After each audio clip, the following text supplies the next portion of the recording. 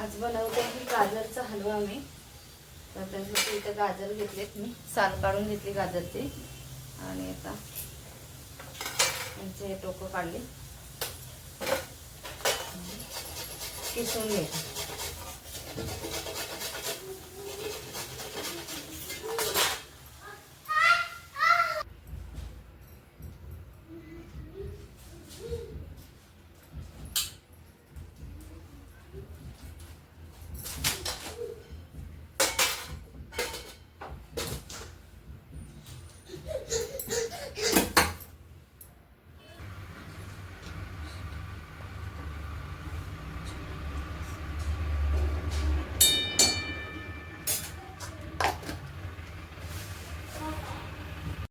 हलवा म्हटलं की सगळ्यांच्याच तोंडाला पाणी सुटतं. तर हे आहे मी तुपावरती ना मस्त असं परतून घेणार आहे.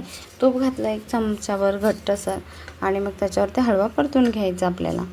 तर असे गाजर ना छान असं किसलेले असले आणि किसले तरी नाही ना तरी खूप सुंदर असा आपला झटपट होतो हलवा. तर तुम्हाला जर न किसता जर हलवा बनवायचा आहे ना तर तुम्ही नक्की जाऊन रेश्मा किचन रेसिपी या चॅनलवरती पहा, तिथे टाकलेलं आहे कसं बनवायचं. तर हे आपण तुपावरती थोडा वेळ परतून घ्यायचं आणि जेवढ्या गोळीची साखर तुम्हाला हवी आहे तेवढी तुम्ही वापरू शकता. इथे मला 1 वाटीभर साखर हवी ती गोडाप्रमाणे आपण कमी जास्त करू शकतो. छान असे परतून घ्यायची तुपावरती आणि आधी लगेचच आपण दुधाचा वापर नाही करायचा.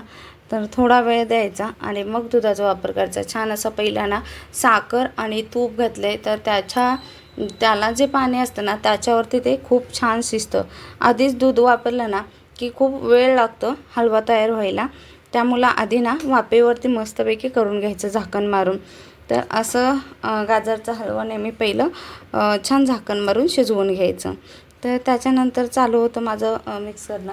आणि आपण प्रत्येक वेळेला एक गोष्ट अशी करतो की चला काही ना काही काम करता करता आपली सवय असते ना, हे काम कर ते काम कर. तर त्या कामापेक्षा आपण आपल्यासाठी पण थोडासा वेळ दिला पाहिजे. कारण आपण जे करतो ना तेच सगळे घरातल्यांना आवडतं असं नाही. तर त्याबरोबर आपण स्वतःसाठी पण काही वेळेला तर आपण आपल्याकडेच दुर्लक्ष करतो आणि जे काम करायचं आहे ते फक्त कामाच्या व्यतिरिक्त काही करत नाही असं बाकीच्यांना वाटतं. तर तसं न करताना आपण कामाबरोबर आपल्यासाठी पण वेळ द्यायला पाहिजे. आपण कसं राहायचं हे आपण, कारण घरच्यांनाच काही वेळेला बाहेरचं जाऊ द्या घरच्यांनाच पडत नसतं.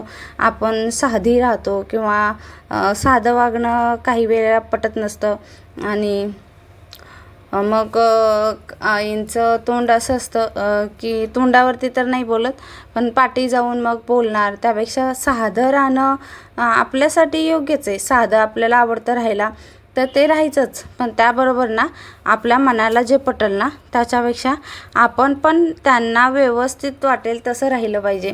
मग ना समोरच्यांनाही वाटतं की हां बाबा ठीक आहे.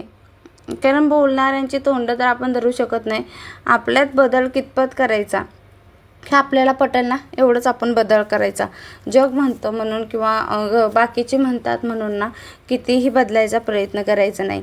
आपल्याला आपण जशी लहानाची मोठी झालेलो असतो ना तर किती बदल करणार. एखादी व्यक्ती आहे ना त्यातल्या त्यात खूप सारा बदल करत असते पण तरी पण नावं ठेवणारी ही भरपूर असतात आणि ती ठेवतच असतात.